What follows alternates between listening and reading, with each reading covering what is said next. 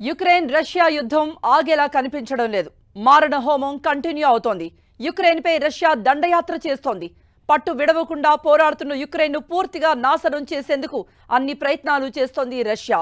ఈ క్రమంలోనే రష్యాపై తీవ్ర ఆరోపణలు చేసింది అమెరికా. యుక్రెయిన్పై రష్యా విషవాయువు ప్రయోగిస్తోంది అని ఆరోపించింది అగ్రరాజ్యం.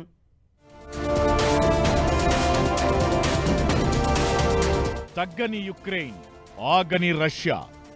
800 రోజులుగా యుద్ధం. లొంగిపోయేందుకు యుక్రెయిన్ ఒప్పుకోదు. రష్యా దాడులు ఆపదు. దీంతో రష్యా యుక్రెయిన్ వార్ 800 రోజులుగా కొనసాగుతోంది. కొంతకాలం దాడులకు దూరంగా ఉన్న రష్యా మళ్లీ భారీ స్థాయిలో అటాక్ చేస్తోంది. యుక్రెయిన్లోని మౌలిక వసతులను ధ్వంసం చేయడమే లక్ష్యంగా క్షిపణులతో విరుచుకుపడుతోంది. అంతటితో ఆగకుండా రష్యా యుక్రెయిన్పై విషప్రయోగం చేస్తోందంటూ మండిపడుతోంది అమెరికా. రష్యా రసాయన ఆయుధాలు వాడుతున్నట్లు ఆరోపించింది అమెరికా. యుద్ధరంగంలో పైచేయి సాధించడం కోసమే ఇదంతా చేస్తోందని తెలిపింది. రష్యా మాత్రం ఈ ఆరోపణలను తీవ్రంగా ఖండించింది. ఇవన్నీ నిరాధార వాదనలని కొట్టిపారేసింది రష్యా.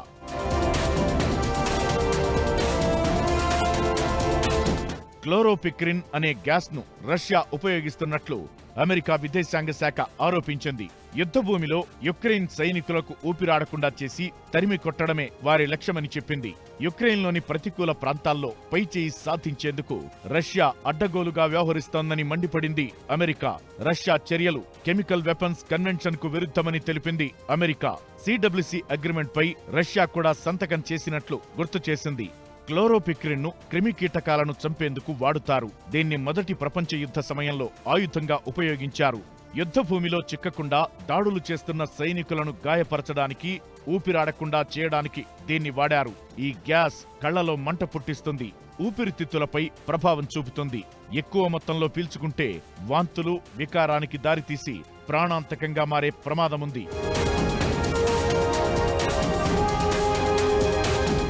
యుద్ధభూమిలో సొరంగాల్లో తలదాచుకుని దాడి చేస్తున్న సైనికులపై క్లోరోపిక్రిన్ ను వాడతారు.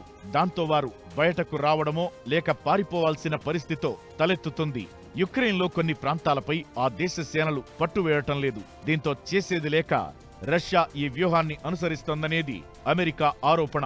మరోవైపు రష్యా రసాయన ఆయుధ ప్రయోగానికి కొన్ని కంపెనీలు సహకరిస్తున్నాయని అమెరికా తెలిపింది.